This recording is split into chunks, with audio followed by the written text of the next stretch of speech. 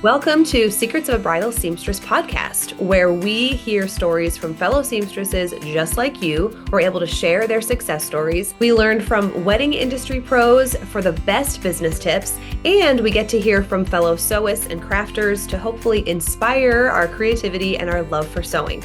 I'm so glad that you're here. And if you're a bridal seamstress, I'd also like to invite you to check out our Bridal Seamstress business membership. We have a community of women that can testify to the power of genuine connection, friendship, vulnerability, the power of our six-figure seamstress method, and a genuine connection found in a business mentorship like this.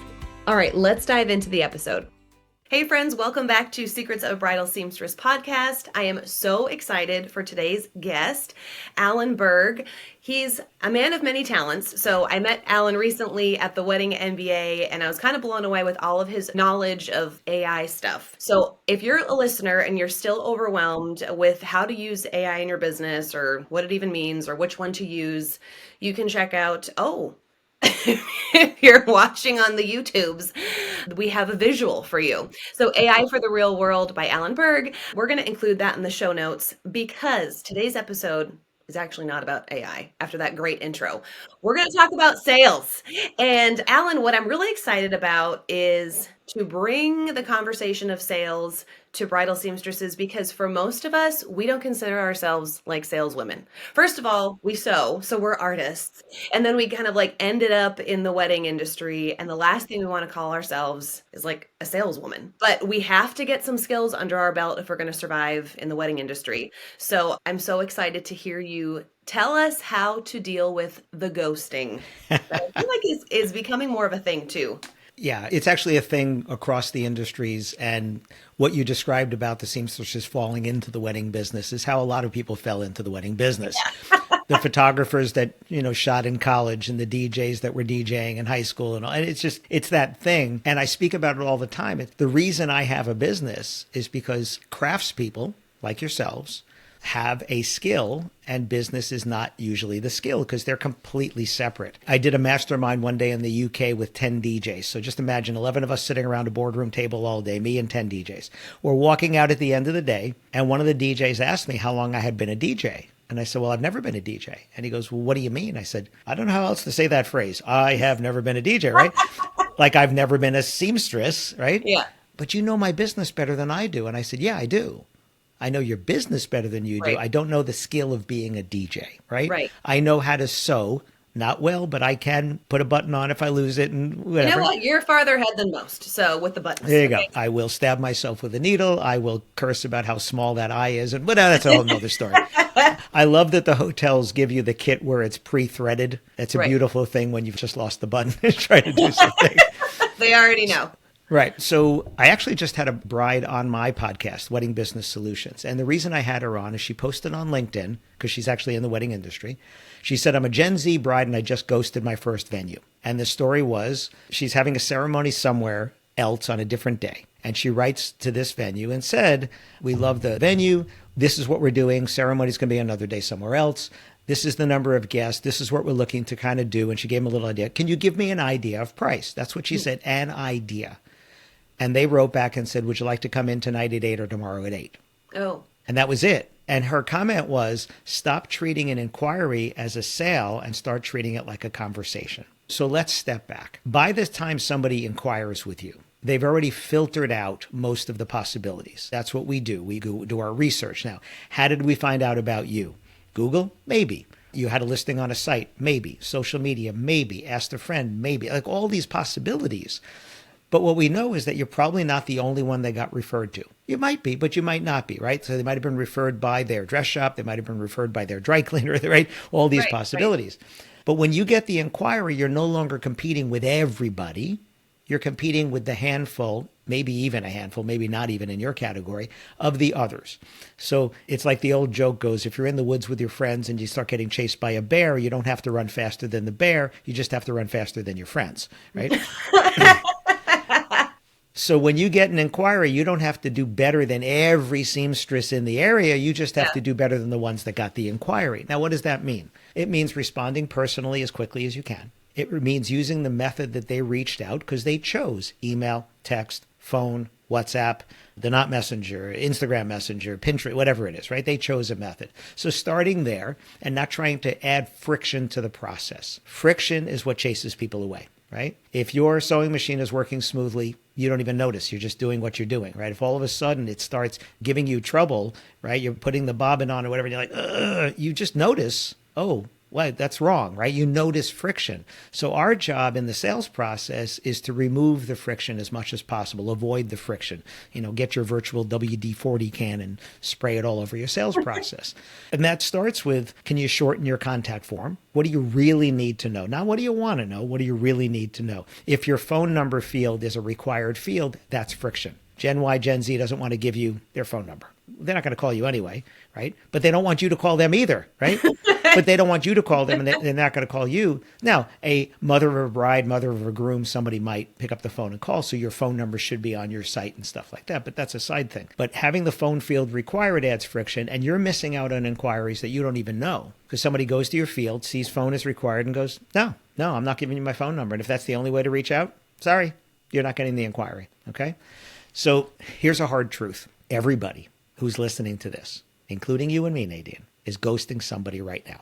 You saw the message. You couldn't respond right away. To be honest, I can think of like 4 people that I'm ghosting right now. I see in the inbox and I'm like, okay, I'll get back to it. And then it's like, okay. Right. And that's priorities. That's what it is. Now, if they sent you too long of a message, I can't read this now. They've added friction, right? So if your message is more than one screen of a phone, you've made it harder for them to respond right away.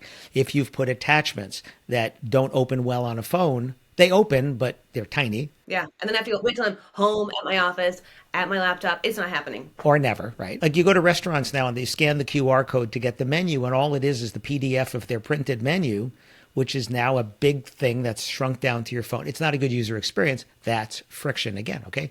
So we're ghosting people that we want to get back to. So the first thing is, if you're getting ghosted, don't assume they've booked somebody else. That's what people do all the time. They're like, well, they haven't gotten back to me. They must have booked somebody else. You just don't know. You don't know. I wrote a book called Why Are They Ghosting Me? Right? Like I know this. I know this stuff. That will definitely be in the show notes. Okay. I know this stuff, right? There's 2 versions, one for wedding and events and one for not, right? But I wrote this book. We're ghosting people because they're not a priority right now. I can't address this right now. And then what typically happens is you don't think about getting back to it because so much else is coming in. It's like a waterfall in your inbox. So when you follow up with someone, you put yourself at the top of their inbox. And if they are still interested, they're not mad at you. They're happy because, oh, thank you. Thank you. I forgot all about that. There's a new AI I've been testing. It was by one of the original founders of Wedding Wire called The Top, THETOP. And 3 times a day, it sends me a summary of what's going on in my calendar and my inbox. So it says so-and-so got back to you. So-and-so is waiting for you to get back to them. This happened over there. You have an appointment coming up over here. Right after that, don't forget to do this. 3 times a day. It's like 9 a.m., 1 p.m., 5 p.m., or something like that. And when I first was testing it, I was like, I don't need another AI. I really don't. And now I look forward to it because I know, it's going to tell me without going all the way down in my inbox, so-and-so still waiting for you to get back to them. So-and-so did get back to you, right? And it's like $25 a month or something. So The Top, you'll find the app in there, in the App Store, right? Okay, so ghosting. Ghosting means you don't know, right? There's 3 possible responses: yes, no, and no response. Yes and no are the acceptable ones. And we want to get yeses and nos. And the reason we want to get yeses and nos is we get closure. Right? We can close this out. We can close this lead out. And no, if there's something you have to offer them, it's like if it's no to the wedding dress, well, maybe they'll decide to use you for the bridesmaids, right? Or maybe something else. Or maybe for a future thing that they need that's not wedding related if you do other types of work, right? So we want to get the yeses and nos. The other thing with the no is, for most people, not everybody, but most people, if everybody who inquired booked you, you might not be able to handle the work. Oh, totally. When you're talking about, in the inquiry forms, there's friction. I like to add some friction because I want to weed people out. In our membership, we were talking about like conversion rates, and mine is kind of low compared to others. Well, I shouldn't say compared to others, but when I was looking at the number, I'm like, wow, if you look at the number, it looks low. But I also know that like my workflow helps weed out clients that I don't want to work with anyway. So where is that balance between like adding enough friction to be like, okay, let's not move forward on my end. Like, this is my choice. I don't want to move forward. And then not too much, like where's like this little bell curve. So when you say you don't want to move forward, so what is the work that you're getting inquiries for that you don't want? Basically like consignment gowns or these huge renovations or these upheaval, I bought a dress, it's 14 sizes too big, and I know that it's going to take so much more time and take away from other potential tickets, right? Absolutely right. So first thing is, can you make that clearer on your website so they don't inquire? So it's like you shut it down. Ooh, but I don't like that feeling of shutting it down. But I do want to shut it down. Right. See, if you want to shut it down, like if you say that, we don't work on consignment dresses and you make that clear, then you don't get those inquiries, which then makes your system flow much smoother because you took the muck out, right? And it's not that that's a bad sale. There are people that work on consignment dresses and that's fine. There's nothing wrong with that. The other is a little harder to explain, right? If you can put that into words and say, if you're looking to change by more than 3 sizes or 2 sizes or whatever, we're not your house. That's not us. So it's like putting pricing on the website. If you put pricing on the website, you don't get the price inquiries because most seamstresses probably can't put a price because you don't know what the work is, right? Like, what am I doing? Am I changing the bodice? Am I working on the décolletage? Am I working on the hem, right? All these words I shouldn't know. But anyway. I'm impressed. Wow. Okay. So I also do sales training for bridal shops and stuff, so I've picked up some words over time, right? But I know what the words mean. I'm not just saying them. I know what the words mean. So if you can make that clearer, if you can say, okay, we do this, we don't do this, then some of those people won't inquire. Some still will because people don't read, or they might come from a source where they didn't see that from social media or from some other source. But you can reduce some of that. The idea is you want to get better inquiries. You don't want to have the ones that are definitely not a fit. So if consignment for you is a definite no, put that on your website. Just say that we don't work on consignment gowns. Put it again on top of the contact form so they'll see it again when they're filling out. You'll still get some inquiries about that. I know that some listeners are like, what? Like the thought of putting it out there of like what you actually don't want to do, that can creep in as feeling like, well, that's so limiting. But you also want to go back to like, who is your ideal client? Who do you actually want in your doors? Right. And you have the control over that instead of it just being like, y'all come, also whatever, Right. This is kind of where push comes to shove. And if you know who and what you want to work with, put your money where your mouth is. Look at me, just spitting out all these phrases, and put it on your website before the inquiries even come in. So if you're initially feeling that like, ooh, that little bit of panic, maybe lean into it. Why does it feel panicky? And who do you actually want to work with? Can you explain to someone why you won't work on a consignment dress? Why you personally don't want to work on a consignment dress? It would be hard for me to say that without offending a bride. You know what I mean? Because I feel like, number one, oftentimes the dress comes in dirty and they don't even think that it's dirty. So I'm like, okay, here we are behind 3 weeks because I got to get this thing cleaned or I'm going to clean it. Don't like that. And again, this is just my personal preference. I know some listeners are going to be like, I love these things and whatever. Fine. Not only are you working on your standard alterations or even customizations, like I love customizing a gown, but what I don't want is like, oh, I got to replace all these hook and eyes or put in all these new button loops. It's like it's all the little things that are so annoying to me. Right. Beads are missing and they don't even realize it and things like that. Yeah. No, I get it. And it's like, wait, how much is the bill going to be? Because I only paid this much for it. Right. So I would say put the phrase that we work only on new dresses, not consignment dresses. I guess a consignment dress could theoretically be a new dress. But if you say we do not work on consignment dresses, and if somebody asks you, you can explain it. Most people won't because you'll never get the inquiry. If they're offended that they see that on your site, well, again, you didn't want to work with them anyway, so what's the thing, right? But again, if somebody asks you, that's it. Like there's certain things that I'm good at that I don't do because I don't enjoy them. It's plain and simple. I will help you reword your website. I will not reword it without you. It's nails on a chalkboard for me to sit by myself and do that. But I'll stay hours with you and do it because I'm a social being. I need that. I got out of the corporate world because I hate the corporate meetings and the reports and all that kind of stuff. I don't like writing reports. I don't. So do you want me to write reports? No, sorry. The answer is no. I'm not going to do it. Talk to you? Yes. There you go. Right, exactly. I'll get on Zoom with you. I'll come out to your place. Wonderful. You got to know what you love and not. I was talking to a friend earlier today, and she just left the job after a long time. And I said, I do what I do because it brings me joy while bringing other people value. So fixing that consignment dress is value for them, but not joy for you. Then why should you do it? And if somebody else is listening, it's like, I have no problem working on consignment dress because I love helping brides have amazing days. Great. That brings you joy. Yeah. And some seamstresses only prefer to work on consignment gowns because they're environmentally conscious. I got 43 solar panels on my house. I'm with you on that, right? So I'll send you the consignment gowns. There you go. I have 2 sons, and my younger son and his partner, they're forever shopping at the resale places and stuff for the same reason. This stuff is fine. And we donate so much clothing because I want somebody else to get use out of it if it's just sitting here Yeah. and you're not. Yes, I love a good thrift store. I love a good find, but do I want that to be the foundation of my business? No. I don't want No. to work in other people's stuff. Right. So again, we have to put out, like we're fishing, you put out the bait for the fish you want to catch. If you don't want to catch that fish, then don't put that bait out there. And if you don't say, we don't do this, then they assume that you do. That's it. Right? Because I have people that come to me and they think that I do weddings, like wedding planning. Everybody just assumes I'm a wedding planner because they see the word weddings on my books. I'm like, And I think it's the no. ties too. Yeah, I think could it's be. your tie collection. Could be.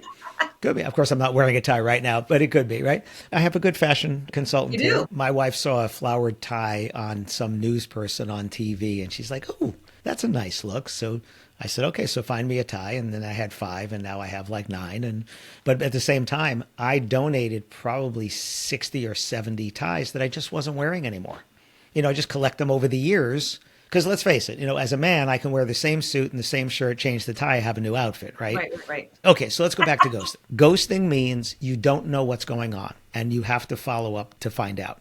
And I'm going to say this. It is so much easier to follow up with someone that has already inquired than it is to go get a new lead. Getting a new lead is hard. Spending more money, more networking, more advertising, more whatever that you're doing.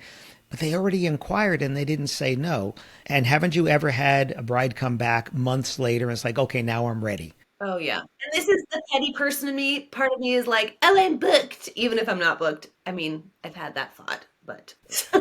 Right. But yes, they come back because they have to kind of compare prices. Or life gets in the way, right? And again, if they come back to you and you don't have enough time to do it, then you say, listen, I don't have enough time. I have too much work here. I don't have enough time to do this right. I'm not your person. Let me refer you to somebody else if you have somebody else, right?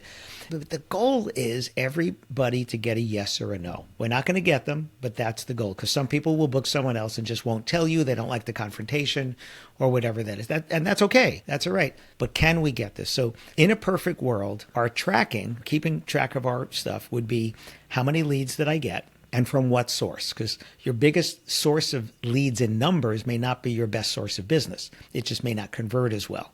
So in a perfect world, how many leads and how many of those responded to me? Because you responded to everybody, I hope. And the reason I say I hope is we've secret shopped over 900 companies in the last couple of years, and 16% never replied.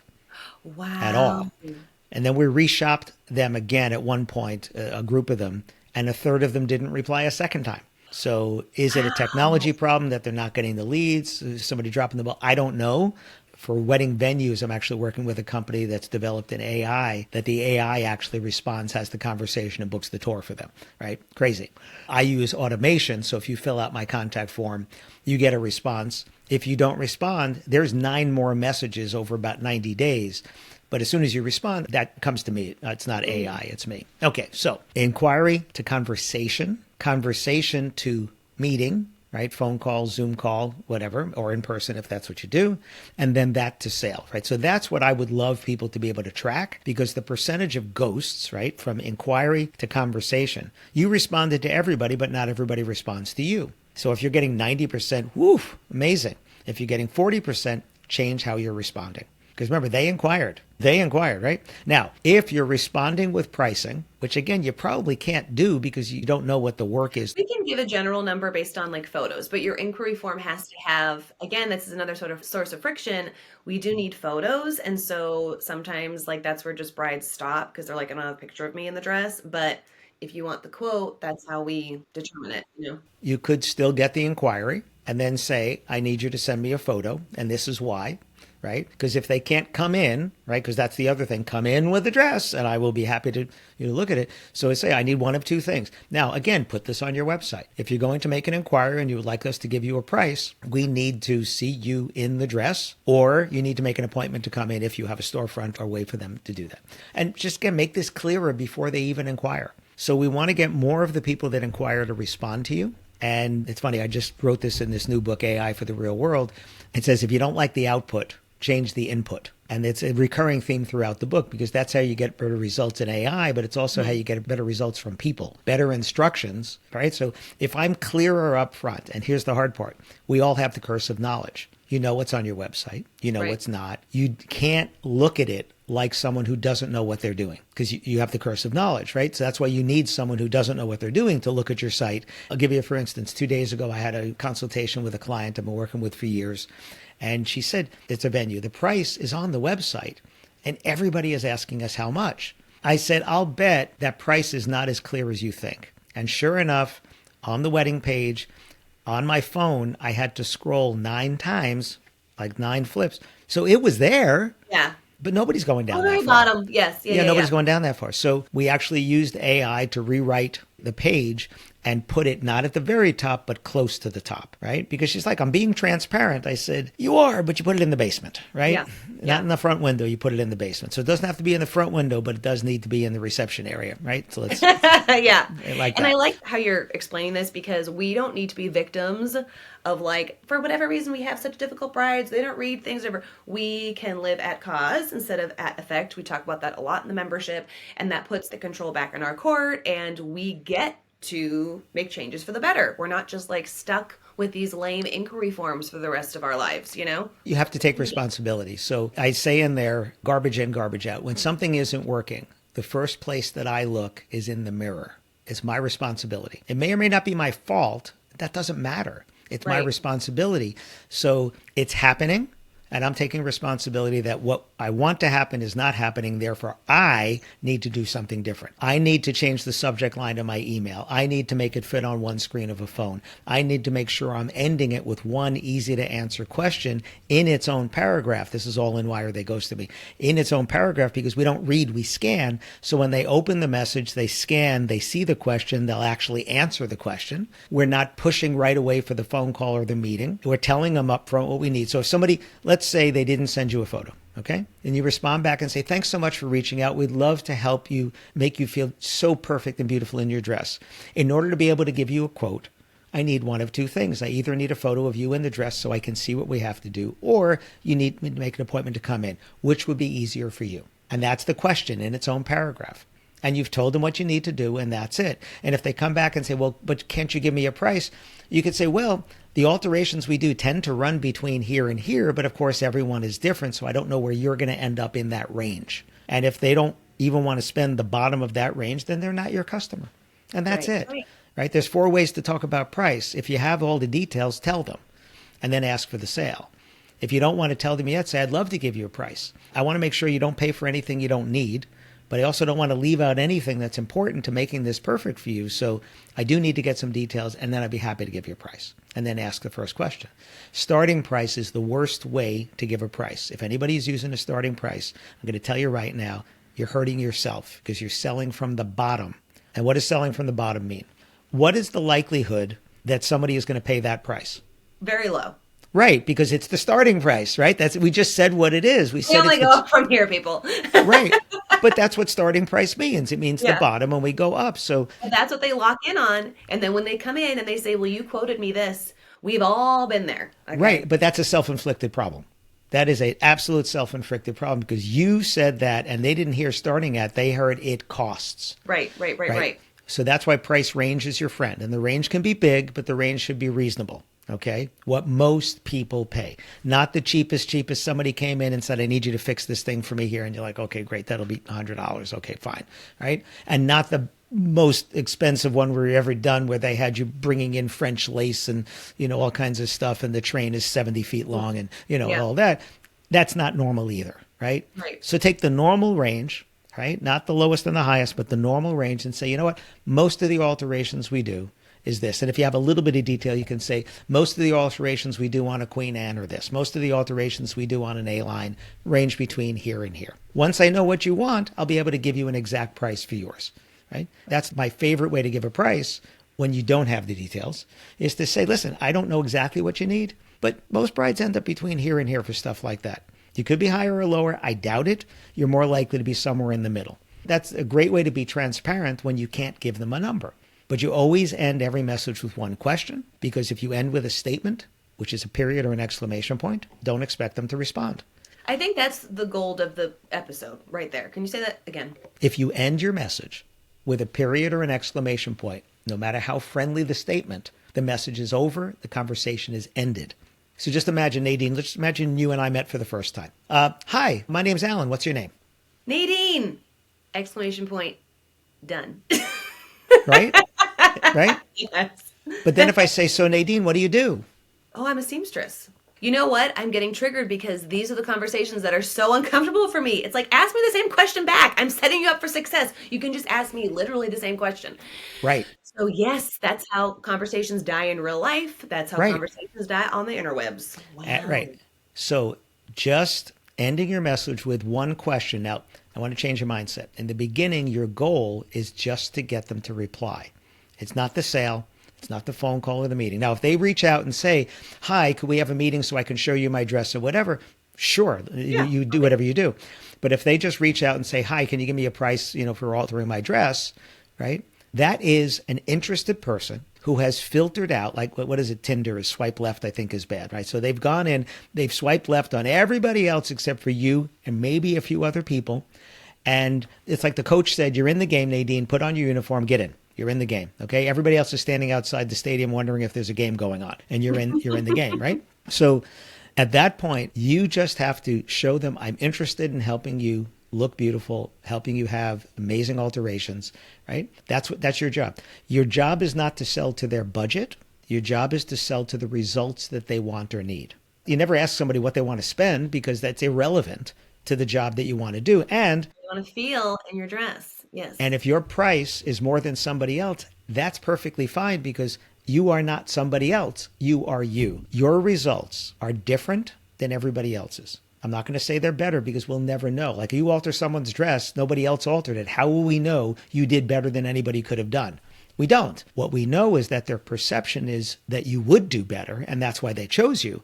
But the truth is, we'll never know. I'm at Wedding MBA on a stage. We'll never know if somebody else could have spoken about that same topic at that same time on that same stage better than I did, because we can't. That moment will never happen again. But the perception is if we're selling the results, which, by the way, if you want to find out how to talk about your results, let's go back to AI for a second. Go get your reviews, go get your thank you notes, go get all of the things people have written about you and to you. Throw them into a Word doc and go to your favorite AI. I would probably use ChatGPT for this.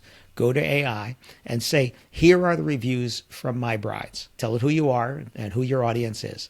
And then start asking it questions. What am I known for? What kind of experiences can brides expect if they choose me? What are the words and phrases that come up the most in all of these that keep coming up repeatedly? Find me single sentences that I can use on my website to support the kind of results that brides can expect if they choose me, but actual quotes from people, but the sentence, not the paragraph, because nobody wants to read the paragraph. And they're never going to talk about your sewing machine, and they're never going to talk about the thread. They're going to talk about the experience and how you made them feel and how you listened and, all those things. And that's your brand, and that's how your brand is unique, because our brand and our branding are two different things. Right? Branding is my logo's over one shoulder, my books are over the other shoulder. That's branding. That's not my brand. My brand is why we're here today, because you saw me speak. And if you were to say to somebody, tell me about this guy, Alan, whatever you say is my brand, because I don't get to define it. My brand is your words. My brand is the hundreds and thousands of people that have seen me speak over the years. And whatever they say about me, that's my brand. That's why they want to buy a book. That's why they want to hire me for consulting or sales training or whatever, because they want my results, not somebody's results. And that's what you're selling, is not somebody's results to alter a dress. You're selling the results that you can provide, which nobody else can do. So when you're advertising, when you're putting on your website, if you just list the services you do, you will lose to somebody who's a lower price because their services look like yours. As a matter of fact, here's a test for you. If you cover the logo on your website, can somebody else put their logo there instead and do everything that you say? And if they can, there's nothing unique about what you have there, because you just said that my competitor, not necessarily a competitor, but a friend of mine who does what I do in another city, can put their logo there. And it's like, well, that's exactly what I do. Well, yeah, because the services, I'm a speaker, sales trainer, consultant, whatever, those are generic phrases. Right? That's not what I want people saying when they talk about me. because Alan's a speaker. Great. I'm one of millions in the world. I don't know how many, but I guess a few billion people. There's probably a few million of us. I don't know, whatever. I'm one of 46 global speaking fellows in the world. Okay, I can put that one out there. But that's just a phrase, right? That doesn't tell you what you're going to experience. You've experienced it, therefore you can describe that. When someone has chosen you and then writes their Google review, the Knot, Wedding Wire, Yelp, wherever you have reviews, that is the wording. So this is almost magic. You take this, you put it into AI, and you say, these are reviews from couples that have actually chosen me, actually used my services. Help me rewrite my homepage on my website. So here's the text from my homepage. Here's reviews. Help me rewrite. I just did this yesterday with a client. I actually used my own AI, which is called Ask Alan Anything. So I'll give you a code. It's $10 a month, right? It's 20, but I'll give you a code, so it's only 10. And it's trained on my 15 books. It's trained on hundreds of podcasts and things, the presentations at Wedding MBA and all. So we put their homepage text in. I went to Google and I grabbed last 2 years worth of reviews and put them in. And I said, okay. And it even came back and it said, yeah, the website now is talking about their services. It's not talking about the experiences. And we completely redid the website talking about experiences while still mentioning the services. You need to say what you do, but now it's talking about, in the words of actual people, it's talking about what they've made people feel and the results of choosing them, which is not that, in their case, that I had a photo booth or a photographer or a videographer. Great, right? You're one of thousands of people in their area that can do that. What makes you unique? That's in your reviews. Right.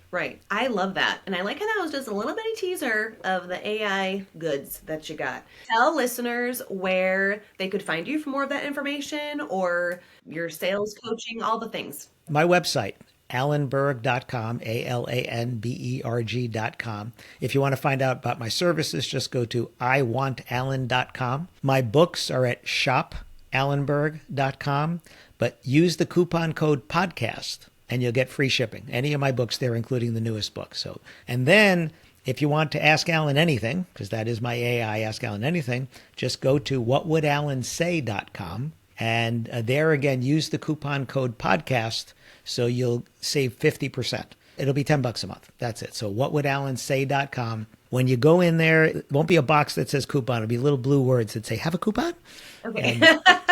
If it doesn't put it in, just email me and I can add it afterwards. But then if you're writing an email, you can ask it and it'll tell you. If you're going to rewrite your website, put the text in, it'll tell you. It's great. That's awesome. Okay, so those will all be linked in the show notes too. So if you're listening, you can come back to this and it'll all be up in there. AI for the Real World is also available and linked in the show notes. But biggest takeaway is don't kill the inquiry conversation with a period or an exclamation point. That's my biggest takeaway. End it all with a question. Okay. So simple. So simple.